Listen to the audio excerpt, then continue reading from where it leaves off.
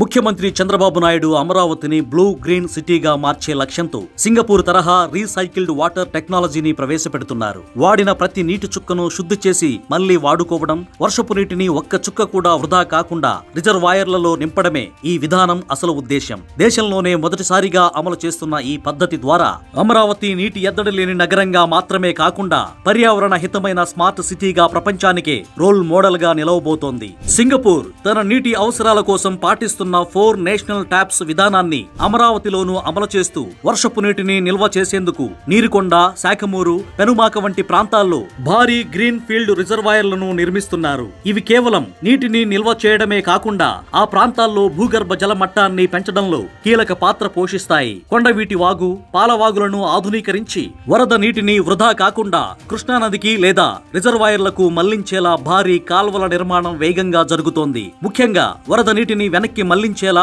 భారీ గ్రావిటీ కాల్వలు, అవసరమైన చోట పంపింగ్ వ్యవస్థలను కూడా ఏర్పాటు చేస్తున్నారు. నగరంలో వాడే నీటిని 100% శుద్ధి చేయాలనే లక్ష్యంతో అత్యాధునిక మురుగునీటి శుద్ధి ప్లాంట్లను ఏర్పాటు చేస్తున్నారు. ఇక్కడ డ్యూయల్ పైప్ లైన్ విధానాన్ని ప్రవేశపెడుతున్నారు. దీనివల్ల తాగునీటికి ఒక పైప్ లైన్, శుద్ధి చేసిన నీటికి మరో పైప్ లైన్ వేరువేరుగా ఉంటాయి. ఇలా శుద్ధి చేసిన రీసైకిల్డ్ వాటర్ నగరంలోని పార్కులు, తోటలు, పారిశ్రామిక అవసరాలకు ఉపయోగిస్తారు. అమరావతిలో 51% పచ్చదనం ఉండాలని ప్రణాళికలో సిద్ధం చేసిన నేపథ్యంలో ఇంత పెద్ద మొత్తంలో మొక్కలను పెంచడానికి ఈ టెక్నాలజీ అత్యంత కీలకం కానుంది. దీనివల్ల కృష్ణానది జలాలపై ఒత్తిడి తగ్గడమే కాకుండా పర్యావరణ సమతుల్యత కూడా దెబ్బతినదు. అమరావతి కాల్వలను కేవలం నీటిపారుదలకే కాకుండా సింగపూర్ రివర్ తరహాలో పర్యాటక, రవాణా కేంద్రాలుగా తీర్చిదిద్దుతున్నారు. కొండవీటి వాగు వంటి ప్రధాన కాల్వలను బోటింగ్, చిన్నపాటి జల రవాణాకు అనుకూలంగా డిజైన్ చేస్తూ వాటి గట్ల వెంట సైక్లింగ్ ట్రాక్స్, వాకింగ్ పాత్స్, పచ్చదనంతో కూడిన ఆహ్లాదకరమైన వాతావరణాన్ని సృష్టిస్తున్నారు. అంతేకాకుండా ప్రతి నీటి చుక్కను స్మార్ట్ సెన్సార్ల ద్వారా పర్యవేక్షిస్తూ పైపుల లీకేజీని గుర్తించే సాంకేతికతను వాడుతున్నారు. స్పంజ్ సిటీ కాన్సెప్ట్ ఆధారంగా కురిసిన ప్రతి వర్షపు చుక్క నేలలోకి ఇంకేలా లేదా రిజర్వాయర్లకు చేరేలా భూమిని తీర్చిదిద్దుతున్నారు. వర్షపు చుక్కను ఒడిసిపట్టడం, వాడిన నీటిని తిరిగి వాడుకోవడం ద్వారా అమరావతిని ప్రపంచ స్థాయి నగరంగా మార్చడమే లక్ష్యంగా పనులు వేగంగా సాగుతున్నాయి. 30 ఏళ్ల క్రితం హైదరాబాద్ లో ఐటీ విప్లవం ఎలా మొదలైందో గుర్తుందిగా? సరిగ్గా అలాంటిదే, అంతకంటే 10 రెట్లు ఎక్కువైన టెక్ విప్లవం అమరావతిలో స్టార్ట్ అవుతుంది. అదే క్వాంటమ్ వ్యాలీ. ఏప్రిల్ 14న వరల్డ్ క్వాంటమ్ డే సందర్భంగా ముఖ్యమంత్రి చంద్రబాబు నాయుడు గారు తొలి క్వాంటమ్ టెస్టింగ్ రిఫరెన్స్ ఫెసిలిటీని ప్రారంభిస్తున్నారు. అసలేంటి క్వాంటమ్ కంప్యూటింగ్? సింపుల్ గా చెప్పాలి అంటే ఇప్పుడు ప్రెసెంట్ ఉన్న సూపర్ కంప్యూటర్స్ ఏవైనా లెక్కలు తేల్చాలి అంటే కొన్నేళ్ల సమయం తీసుకుంటే ఈ క్వాంటమ్ కంప్యూటింగ్ కొన్ని సెకండ్స్ లోనే పూర్తి చేస్తాయి. గన్నవరంలోని మేధా టవర్స్, రాజధానిలోని SRM యూనివర్సిటీ వేదికగా 1Q అండ్ 1S పేరుతో 2 సెంటర్స్ పనిచేయబోతున్నాయి. ఈ కంప్యూటర్లు పనిచేయాలి అంటే -273 డిగ్రీల చల్లదనం కావాలి. ఇంతటి హై ఎండ్ టెక్నాలజీతో ఇండియాలోనే ఫస్ట్ టైం క్వాంటమ్ హార్డ్వేర్ ను టెస్ట్ చేసే సదుపాయం అమరావతికి వచ్చింది. మన అమరావతి ఇకపై ఇండియాకి యాంకర్ నోడ్ గా మారబోతుంది. అంటే క్వాంటమ్ హార్డ్వేర్ పార్ట్స్ ఎక్కడ తయారైనా కూడా వాటికి సర్టిఫికేట్స్ ఇచ్చే సూపర్ పవర్ మన దగ్గరే ఉంటుంది. ఉద్దండరాయనిపాలెంలోని 50 ఎకరాల్లో AQAC సెంటర్ ను నిర్మిస్తున్నారు.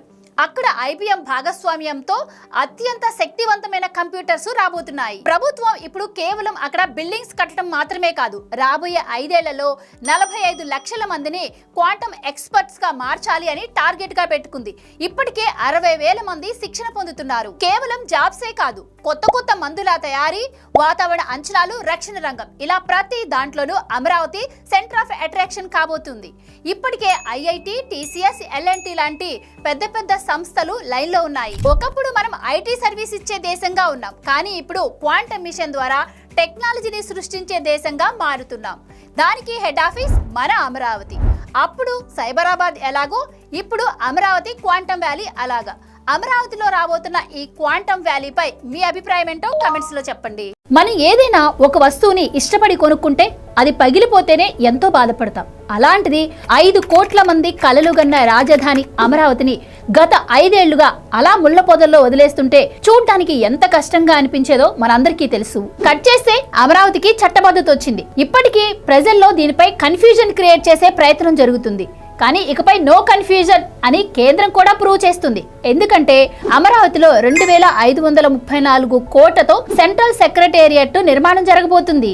అమరావతి అంటే చాలా మందికి పాలిటిక్స్, మరికొంతమందికి రియల్ ఎస్టేట్.